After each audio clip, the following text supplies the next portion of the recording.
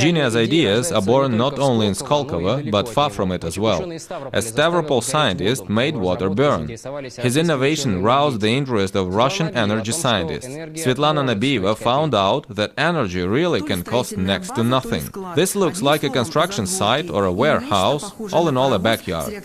And something that looks like a steam loco with a jet engine. The invention of Gamlet Arakelyan, doctor of engineering science, sparked the attention of scientists from Moscow and Kazan. When we've started the unit and the chemical reaction has begun, the temperature jumps rapidly up to 1100–1200 degrees Celsius. Into one tank they pour tap water, into another used oil, a substance that is generally regarded as waste. It's disposed of somewhere, recycled somewhere perhaps, but mostly it's just dumped somewhere, polluting the environment. Petroleum engineering specialists from Tatarstan take measurements with a dosimeter, magnetometer and gasolyzer and record the whole process on the video. It's important for us to understand what's going on inside this equipment. Gamlet Arakelyan starts his hydrogen unit. A boiler made of improvised materials can barely hold the energy pressure. This equipment demonstrates a significant energy production effect. The idea is to make a water molecule produce heat. Just imagine, add 1 liter of hydrocarbons to 5 liters of water and make it produce energy. It's impossible, but it burns, and it burns hot. The key thing is to create the right conditions. Then, when water reacts with hydrocarbon, hydrogen is produced. Quite a fashion hit in the power engineering these days. Of course, the spirit of the times has nothing to do with the reason we are interested in this invention. The numbers do. A person who is directly involved in the operations announced the 10-fold fuel cut.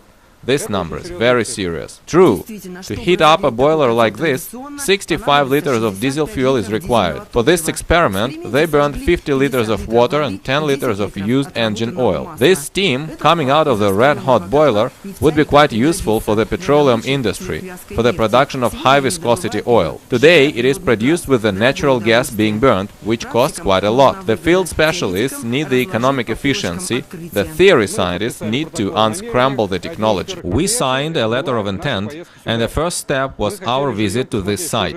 We wanted to see it with our own eyes. What a sci-fi contraption it is. Meanwhile, foreign specialists are also interested in the creation of our scientists. Italians noticed the invention at the Sochi Economic Forum. The Italian ambassador came up to us. He is a physicist by his initial qualification. We started telling him about our invention here. He said, "No need to explain it to me, I understand it all. Write down your commercial offer." But we are patriots and didn't write one. We decided to keep it in Russia so far. So that's what it's like, the wonder engine that is able to carry the whole Russia and the whole world way into the future, without as much as a stopover. Vesti Stavropol territory.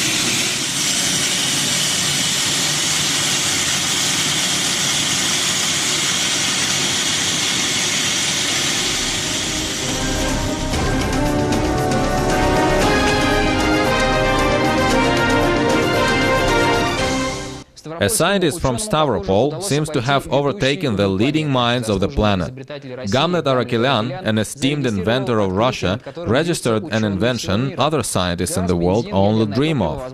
Gas, petrol, nuclear power may soon become unnecessary. A man with expertise can make the water burn.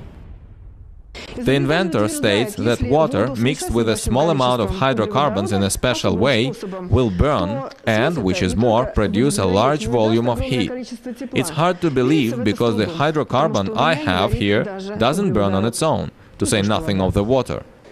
Water is poured in the turbo generator. To prove the point, the inventor even drinks it. Used fuel goes into the other tank. It does not react to fire, it's just waste nobody normally needs. We now have 90% of water and 10% of dead hydrocarbons. 5 minutes of fruitless hissing and steaming, and the unit turns into a fire-breathing dragon. Hydrogen burns. We get the hydrogen using almost none of any energy materials. The startup stage lasts for about 5 minutes. After that, the process of hydrogen synthesis is uninterrupted. Traditionally, to receive hydrogen from the mixture of water and hydrocarbons, it should be heated to 900 degrees Celsius. It's very expensive, so nobody is actually interested in it. The inventor took a different path. He made the newly formed hydrogen work to produce more of its kind. We closed this circuit and received highly efficient, almost free energy. The inventor has been using this almost free energy in his company for almost 2 years. The turbine generators heat the premises, steam concrete panels and blocks. 100% saving. We have the used engine oil that other companies give us free of charge, as if for disposal. We calculated that previously we paid up to 40–50,000 rubles to heat all our shops and facilities.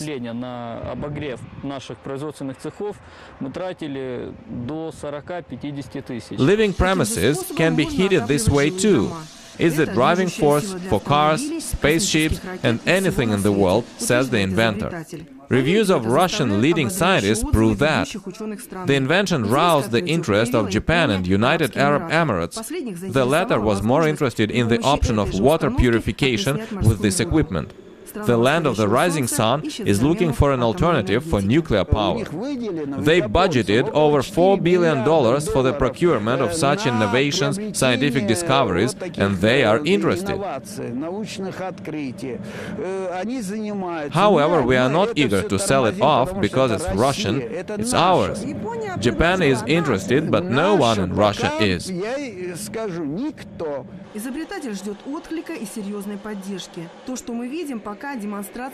The inventor is waiting for response and serious support. What we see now is the demonstration of an ingenious idea. For the hydrogen to work for man, this equipment requires automatics and protection. First, we need state support. We need to involve scientists with expertise in electronics, automation, control. Big plants can be involved in the production of this equipment. We now think dozens of powerful plants in the Stavropol territory in North Caucasus can be involved.